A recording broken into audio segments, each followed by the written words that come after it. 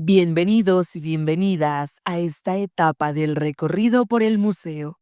Soy Emilia Pardo, escritora bogotana, y seré tu guía en esta travesía que fusiona la ficción con hechos y personajes reales. Hoy quiero compartir contigo una de mis crónicas publicadas en 1947. A través de ella viajaremos al sur de Colombia para recorrer las calles y paisajes que alguna vez transitó el general Antonio Nariño. En el trayecto conversaremos con expertos locales como el gobernador Julián Bucheli, el talentoso Adolfo León Gómez y el escritor Benjamín Belalcázar. También analizaremos manuscritos y exploraremos obras de arte que desde la mirada de José María Espinosa narraron sus hazañas. Así que ponte cómodo, afina los sentidos y prepárate para este viaje.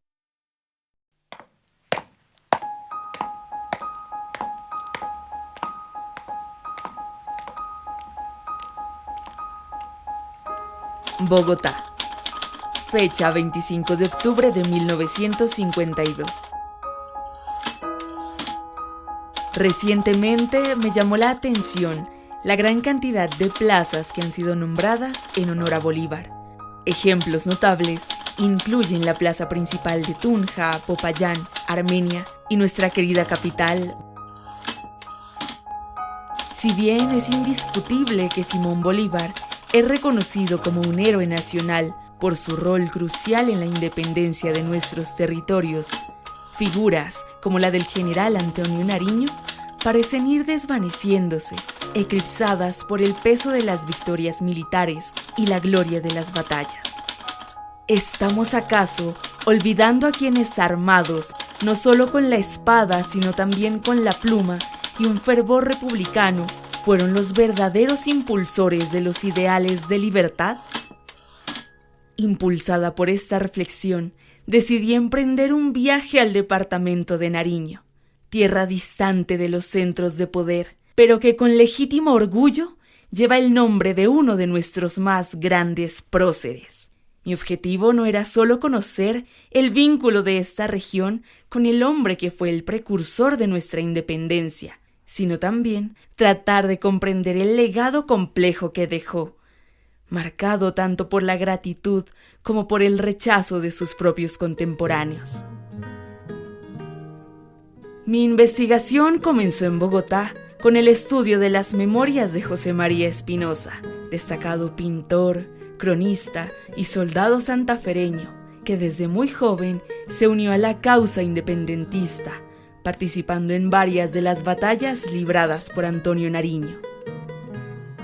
A través de sus palabras y sus pinceles, Espinosa inmortalizó las hazañas y sacrificios de su general durante la campaña del sur entre diciembre de 1813 y mayo de 1914.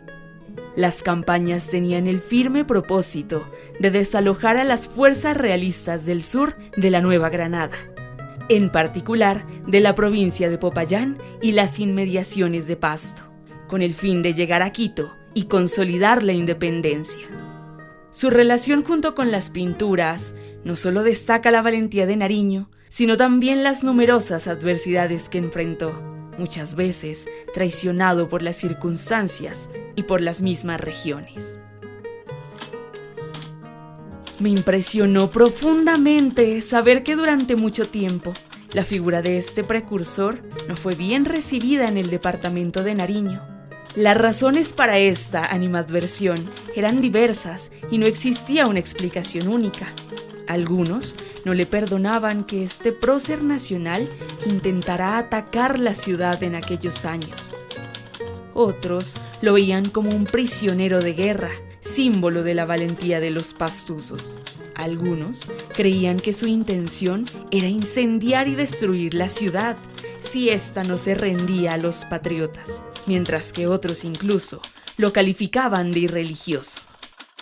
¿Cómo es que una tierra que en un principio rechazó al precursor terminó por rendirle homenaje al adoptar su nombre? Con esa inquietud en mente, llegué a Pasto en una fresca mañana de junio, coincidiendo con el aniversario de su fundación. La ciudad engalanada con banderas y adornada con flores, parecía susurrar su historia en cada esquina, ofreciendo un ambiente a la vez solemne y festivo.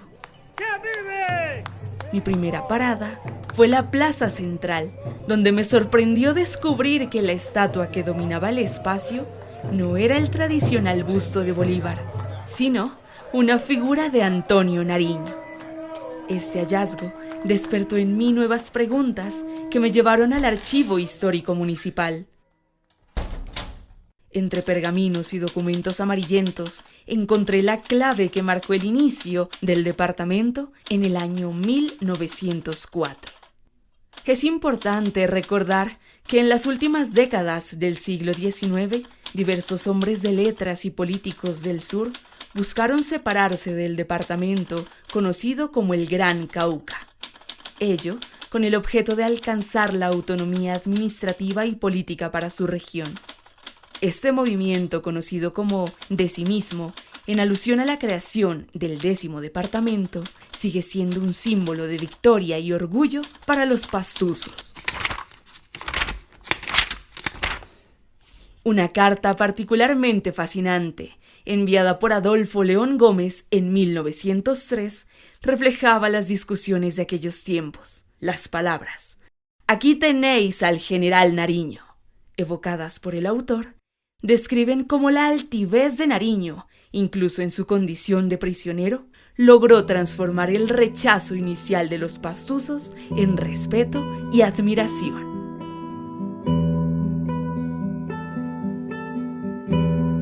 Estimado señor Julián Buccelli, recibo con profunda admiración y gratitud sus reflexiones sobre la elección del nombre Nariño para el futuro 10º departamento. Coincido plenamente en que designaciones como Departamento del Sur o Departamento de la Inmaculada Concepción de María, aunque respetables, no evocan con justicia la grandeza y el sacrificio que las tierras surianas han aportado a la historia de nuestra patria. Antonio Nariño, precursor de la independencia, no solo merece este reconocimiento, sino que simboliza cómo a través de su imagen es posible resaltar el espíritu de lucha y resistencia que define a nuestro pueblo. Con el propósito de robustecer sus argumentos en favor del nombre elegido, considero esencial recordar los eventos que marcaron la campaña del sur liderada por el ilustre general. Fue en 1813 cuando Nariño, al mando de un valeroso ejército, emprendió su marcha hacia el sur de Nueva Granada, enfrentando no solo a las fuerzas realistas, sino también las adversidades propias de una empresa militar de tal calibre. Deseo compartir con ustedes las palabras del maestro José María Espinosa, el abanderado de Nariño, quien relató con precisión y fervor los momentos más críticos de esta gesta en su obra Memorias de un abanderado. En ellas describe los enfrentamientos en Tacines y en los ejidos de Pasto, gestas directamente relacionadas con la historia de los pastusos y surianos. En la altura de Tacines estaba el campo enemigo, con la artillería, y en la falda se hallaba la infantería, parapetada como siempre, con buenas trincheras. Como a las 7 de la mañana, se rompieron los fuegos de artillería y fusilería, y se emprendió la subida protegida por cañones de A4 y obuses. El maestro Espinosa inmortalizó el heroísmo de Nariño cuando, al ver la reticencia de sus tropas, espolea a su caballo Zaino y gritó: «Valientes soldados, a coronar la altura, síganme todos». Estas palabras, cargadas de valentía y convicción, revitalizaron a su ejército, tomando las posiciones enemigas. A pesar de los triunfos parciales, la campaña enfrentó reveses insalvables. La batalla en los ejidos de Pasto, a todas luces, fue un acontecimiento que marcó un punto sin retorno, que en palabras del maestro Espinosa, fue un hecho sorprendente. Al anochecer nos atacaron formados en 3 columnas. Los nuestros se dividieron lo mismo, y la del centro, mandada por Nariño en persona, les dio una carga tan formidable que los rechazó hasta la ciudad. En uno de los momentos más álgidos del combate, el general Nariño vivió de cerca el Calvario, física y mentalmente, porque así se llamaba una de las entradas a la ciudad, ubicada en los ejidos de Pasto. Cayó muerto su caballo de un balazo, y entonces cargaron sobre el general varios soldados de caballería. Él, sin abandonar su caballo, sacó prontamente sus pistolas y aguardó a que se acercasen.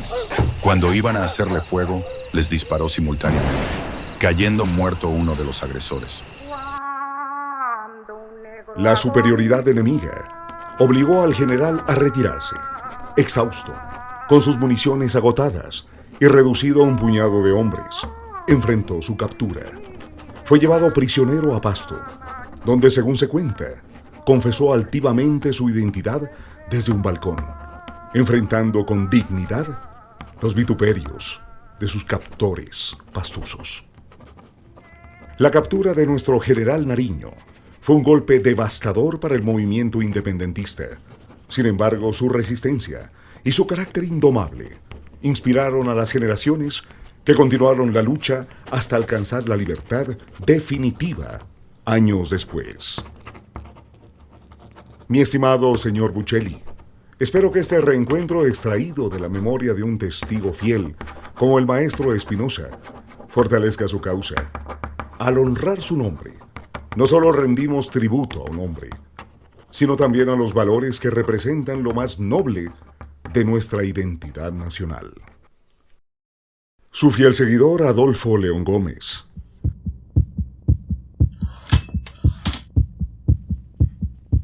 La carta resultó sumamente fascinante y me llevó a evocar la obra artística y literaria del talentoso José María Espinosa.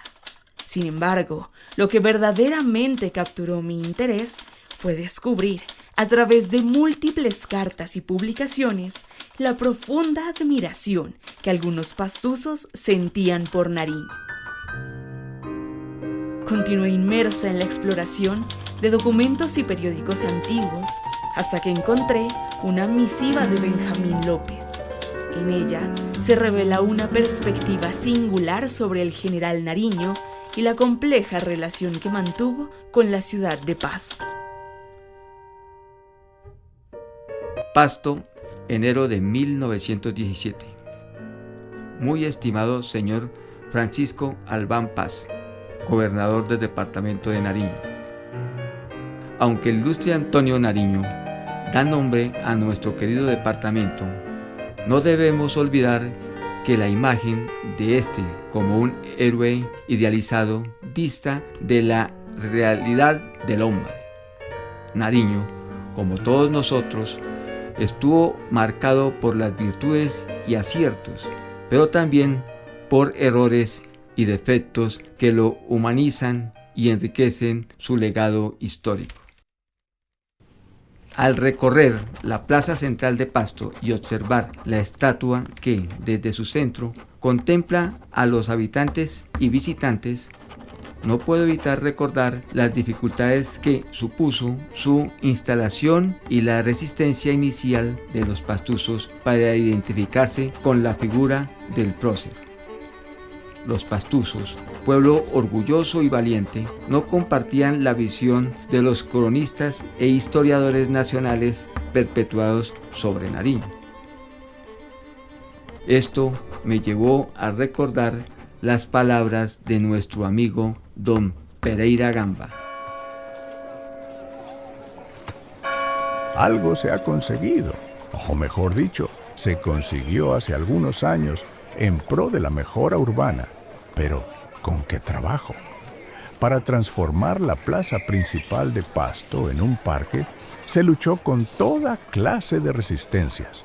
Casi a viva fuerza, hubo que desbaratar el horrendo mamarracho de la pila, y la gente lloraba.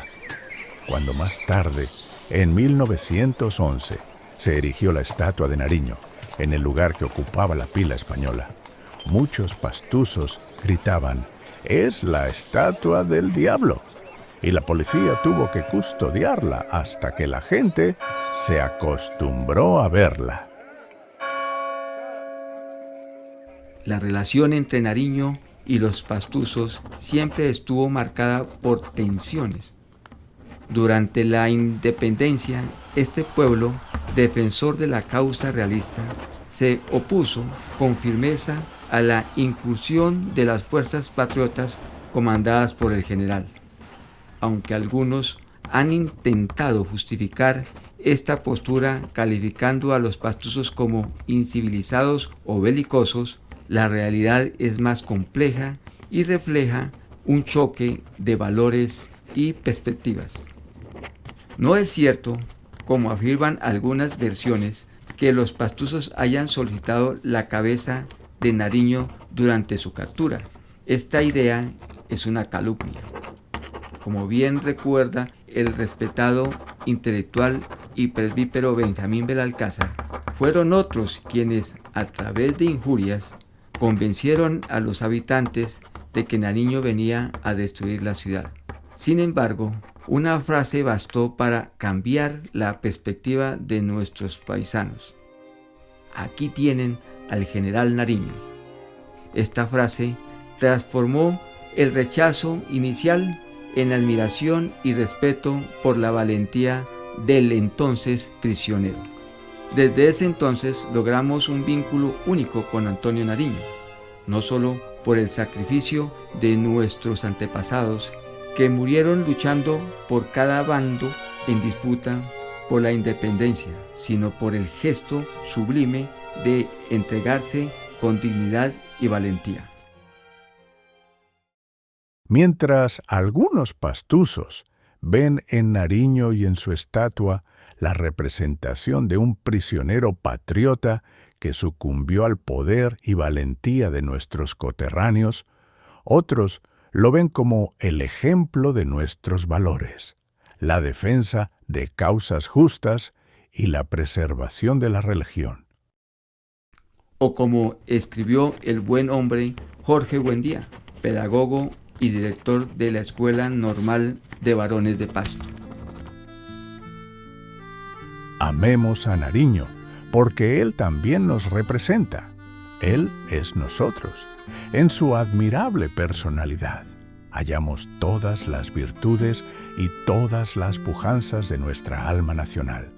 Aunque la suerte lo persiguió en vida y más allá de la tumba, hoy su memoria constituye un orgullo para los colombianos. Nuestra querida plaza lleva su nombre y el bronce inmortal atestigua en 2 ciudades el afecto y gratitud de sus conciudadanos. La justicia y la verdad siempre triunfan en el espacio y el tiempo. Recordamos a Antonio Nariño no como un héroe impoluto, sino como un hombre cuya grandeza radica en su humanidad, en sus aciertos y en sus errores.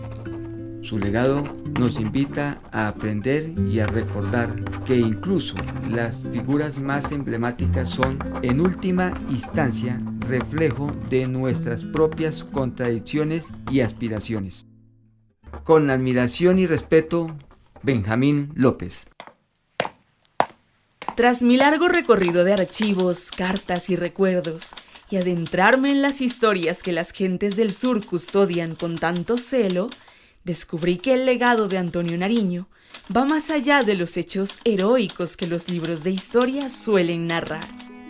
Nariño fue un hombre que con su pensamiento y acción marcó profundamente la independencia de nuestra nación, pero también alguien que enfrentó contradicciones, derrotas y errores, como todos los que persiguen una causa mayor.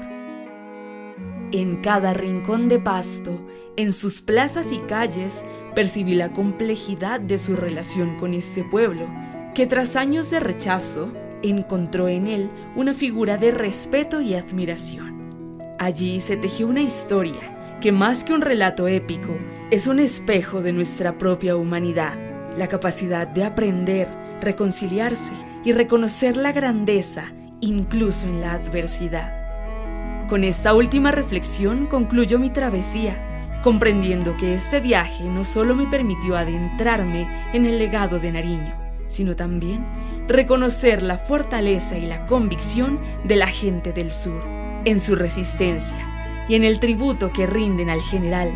Hallé una lección invaluable. La lucha por los ideales, aunque difícil, nunca es en vano. Y aún desde las diferencias de pensamiento, es posible encontrar caminos hacia la reconciliación.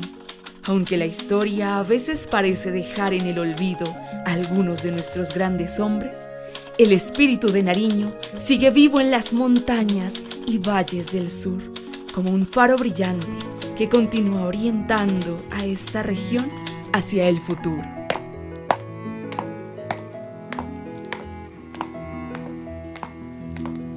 Gracias por acompañarme en este recorrido por el corazón de nuestra historia. Esto fue un viaje a la cuna del departamento de Nariño. Los acompañó Diego Rosales. El guión y la investigación estuvieron a cargo de Andrés Vallejo y María Rosa Jojoa. La investigación sonora estuvo a cargo de Gabriela Unigarro. La producción fue realizada por María Rosa Jojoa. En la narración nos acompañaron Angie Narváez, Arbey Bonilla. Sigan disfrutando de su recorrido por el Museo Antonio Nariño.